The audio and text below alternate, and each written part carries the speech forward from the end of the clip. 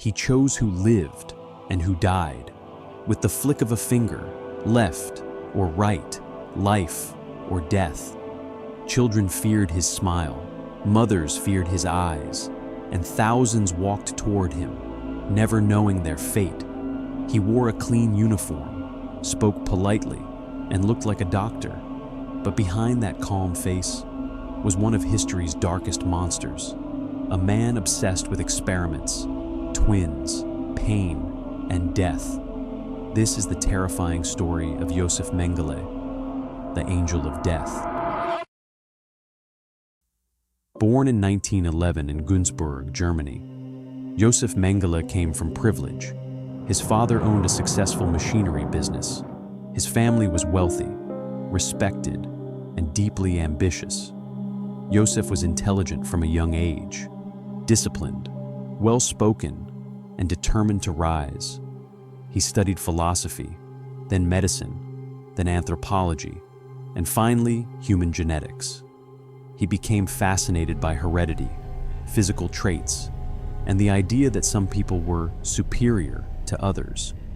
At universities across Germany, dangerous ideas were spreading, ideas disguised as science, eugenics, the belief that humanity could be perfected by controlling reproduction, by eliminating the weak, by preserving the pure. Mengele didn't just study these ideas, he embraced them. In the 1930s, Germany was changing. The economy was broken, the people were angry, and a man named Adolf Hitler promised strength, pride, and purity. The Nazi Party rose quickly, and so did Mengele. He joined Nazi organizations. He joined the SS, the paramilitary force loyal to Hitler. There, his intelligence and ideology made him valuable. He worked under Dr. Ottmar Freiherr von Verschuer, a scientist obsessed with twins and hereditary research, a mentor whose ideas would shape Mengele's darkest work. When World War II began, Mengele served as a medical officer. He was stationed on the Eastern Front, where war was brutal, cold, merciless. He treated soldiers, witnessed mass death, and earned medals for bravery. He was wounded in battle, declared unfit for combat, and reassigned. That reassignment would change history forever.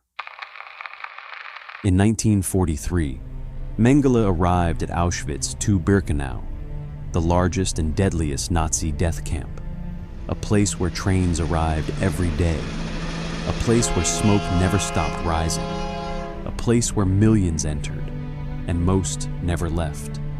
Families stepped off packed cattle cars, exhausted, hungry, terrified. The elderly collapsed, children cried, mothers clung to babies, and standing on the platform was Mengele, immaculate uniform, polished boots, white gloves, a calm expression. He made selections instantly, a flick of his hand, left, right, work, death. One motion could separate families forever. One gesture could send thousands into gas chambers. Witnesses remembered his eyes, cold, precise, curious, as if studying insects. But selection was only the beginning. Mengele was obsessed with twins.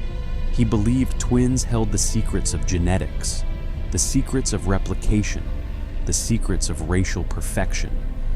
Whenever trains arrived, he shouted into the crowd, "Twins! Twins!" Children were pulled away from parents, brothers separated from sisters, parents told they would reunite later. They never did. Mengele greeted twins warmly. He smiled, offered candy, spoke gently. He made himself seem kind, safe. But behind those doors, his laboratories waited. There, science became torture. He injected chemicals into children's eyes, trying to force them blue. He amputated healthy limbs, removed organs, infected wounds deliberately, performed surgeries without anesthesia, opened bodies while victims were still alive. He stitched twins together, attempting to create artificial conjoined twins. The wounds rotted. The children screamed. Most died in agony. Some survived for days. Others were killed when experiments ended, then dissected, compared, measured, photographed, documented.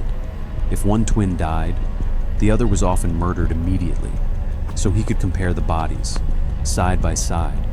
He experimented on dwarfs, on Romani families, on pregnant women, on people with disabilities, on anyone deemed useful or disposable. To Mengele, human beings were objects, specimens, numbers. Witnesses said he whistled while working. He smiled during selections. He was polite at dinner and monstrous by morning. He could choose hundreds for death, then sit calmly with colleagues. As the war turned against Germany, the Nazis rushed to hide their crimes. Documents were burned, buildings destroyed, prisoners forced on death marches. Auschwitz was evacuated, and Mengele fled.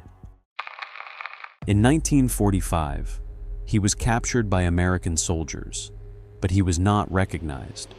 His SS blood type tattoo had faded. His name was unknown to them, and they released him.